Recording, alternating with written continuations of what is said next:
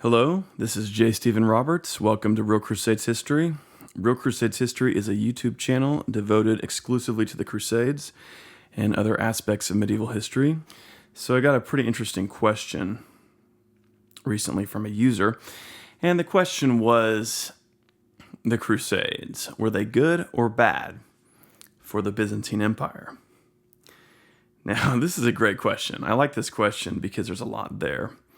I think at first we might be tempted to just immediately say, okay, well, the Fourth Crusade happened, so I guess we can say the Crusades were bad for the Byzantine Empire. And I'm certainly not going to argue that 1204 was just about endgame for relations between Crusaders and Byzantines. However, the Fourth Crusade is pretty late in the game for the history of the Crusades. By the time it happens, over a century of crusading has been going on. I think we need to really look at what happens in the earlier period. First of all, the First Crusade. When we look at the First Crusade, it is very clear that it was a benefit for the Byzantine Empire.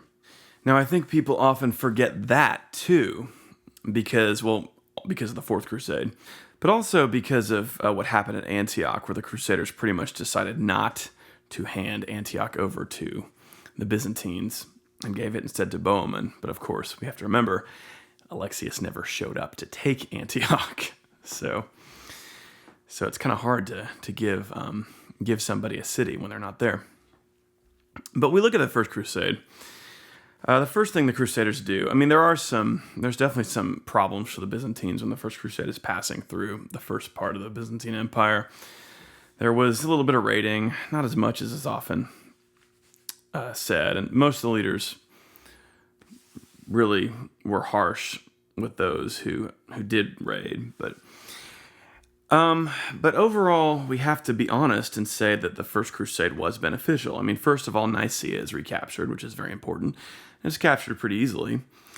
But after that, even more crucially, once the First Crusaders move on, they go across Anatolia and they win this Battle of Dorylaeum against the Turks. And this battle was a big deal. It wasn't just about, okay, well, now the Crusaders can move on. It really pushed the Turks back into kind of the corner of Anatolia off to the northeast, away from where they had a really kind of broad range over Anatolia. And of course, Anatolia is this area that is now mostly Turkey, and it is east of Constantinople. And it was prior to the Turkish invasions of the 11th century, it was hugely important because it was a huge source of troops. But it was lost in the 11th century, and the Crusaders had a lot to do with the foothold and then eventual domination of a large part of Anatolia that the Byzantines were able to achieve.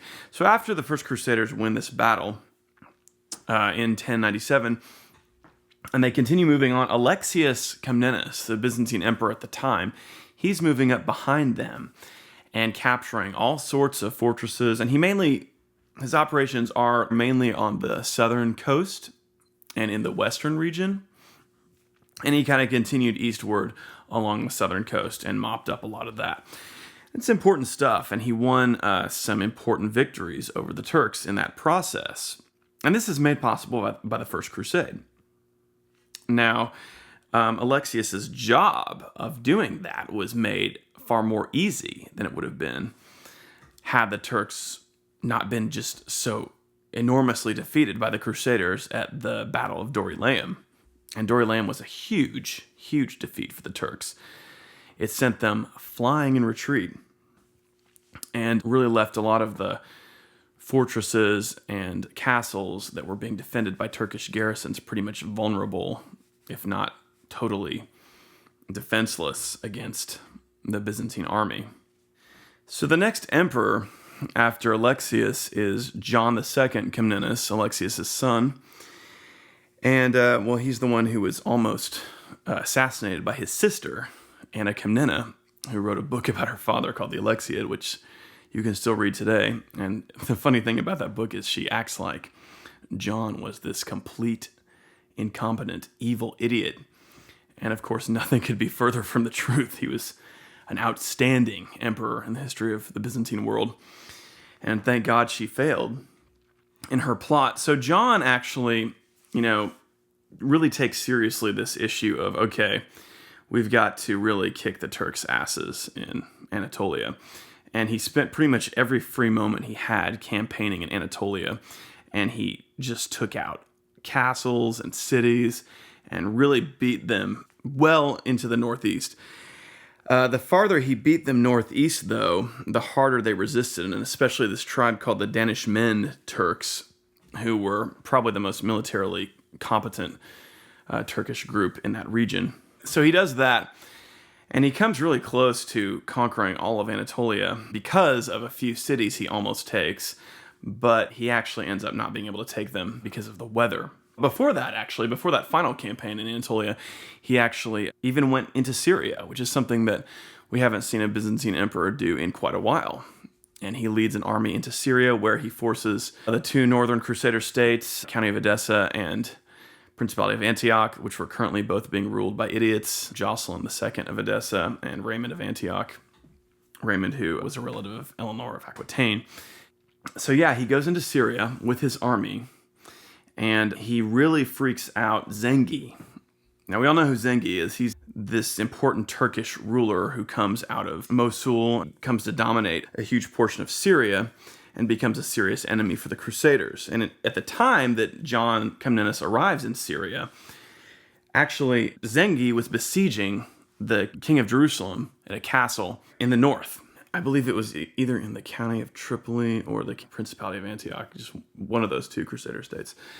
But Zengi is so freaked out by the arrival of the Byzantines that he offers terms to the crusaders, who were very hard-pressed, and lets them leave. And he immediately starts trying to come to terms with John, the Byzantine Emperor John, because Zengi was intelligent enough to realize that John was a really serious threat to him. And the unfortunate thing is that John, well, he comes to terms with Zengi. There's good indication that Aleppo was actually seriously vulnerable to the Byzantines at this time. But instead of taking the city, John allows Zengi to remain there as his vassal, quote unquote. I mean, it's pretty silly. I mean, basically, Zengi paid him a lot of money. And, he's going to be his vassal, whatever that means. It doesn't really mean anything. It's kind of just a shorthand for he paid him off. But, I've always kind of thought that was a mistake on John's part. But I think part of what was going on is he was trying to kind of play the Crusaders and the Turks against each other in that area. He didn't trust the northern Crusader states at all. And with good reason. I mean, the two men who were ruling the northern Crusader states at that time were very narrow-minded men who didn't have a broad vision of Christendom at all. I think John had a considerably broader and more admirable vision for how things should be handled than they did. But my larger point here is that the reign of John Comnenus was kind of made possible by the First Crusade, the achievements of the First Crusade. So in that respect, I think we can look at the First Crusade as a clear benefit to the Byzantine world. The emperor who comes after John Comnenus is Manuel Comnenus, who is very famous because he was closely allied with the Kingdom of Jerusalem. He was in fact married to a Frankish woman from Antioch, and one of his female relatives married the King of Jerusalem, Baldwin III. Manuel's career is one of a lot of military successes, but mainly in the West. He focused most of his military activity on Western enemies. I believe Venice, the Hungarians, I think. But when he did finally get around to campaigning in Anatolia, the Turks had managed to recover to some extent. And in fact, they delivered a sweeping defeat to him, really his only defeat in his career. But it's a crucial defeat. Normally I'd say somebody like him, I mean, you look at his career and it's very impressive. A lot of victories. But that one defeat really is meaningful because that changed the whole dynamic. Before that, the Turks had kind of been on the outs in Anatolia.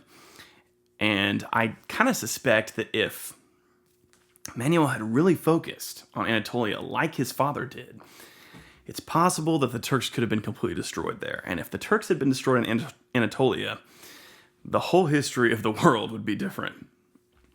What we call Turkey today probably wouldn't be called Turkey.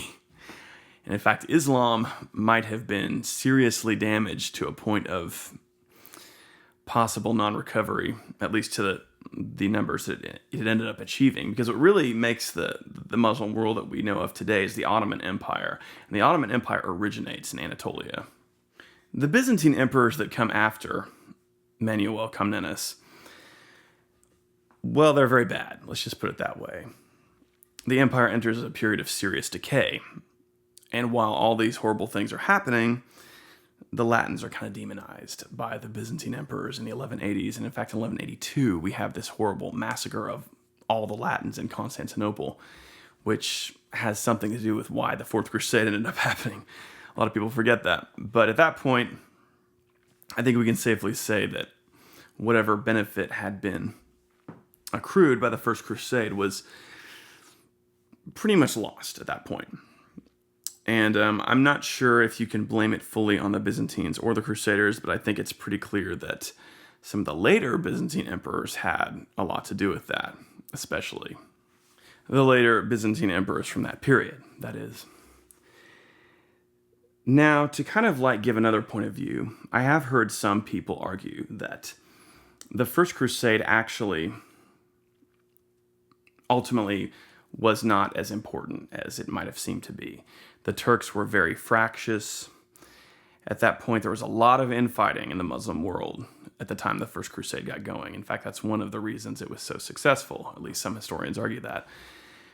The Turks had this empire and it had completely fallen apart, and there was just like constant infighting among the Turks in this region. And so it's possible that we could argue that the Byzantines may have been able to ultimately pick off various Turkish factions, pit them against each other and defeat them slowly, and ultimately regain a lot of that territory without the First Crusade. But I'm not totally convinced by that. The empire that Alexius Comnenus controlled was very different than the empire that, say, Basil II ruled. And he didn't command the level of resources and manpower that had been just there as a part of the Byzantine state, a century or so earlier. The First Crusade provided this big army that just came through and took care of a lot of things that I think would have been difficult for the Byzantine army to take care of on its own at that time. So I really, when people say, well, the Crusaders just got in the way, they just made a big mess of things and got the Muslims united. That's not really true either. I mean, the Muslims didn't unite ever, really. This idea that there was this major unity among the Muslims, and that's what ultimately defeated the Crusaders is a little bit of a myth, but that's a different video. We'll talk about that some other time. So anyway, my answer to the question is that I do think we can say pretty clearly that the Crusades early on had a beneficial impact on the Byzantine world, and the existence of the Crusader states were more of a benefit than a hazard. We have to remember, too, that the Principality of Antioch, pretty much through its whole existence, was a client state to the Byzantines. It was never really strong enough to actually resist Byzantine rule. Okay, thanks very much for watching. Please remember to subscribe, donate if you want to support the channel using the PayPal link, and also check out Real Crusades History on Facebook and Twitter.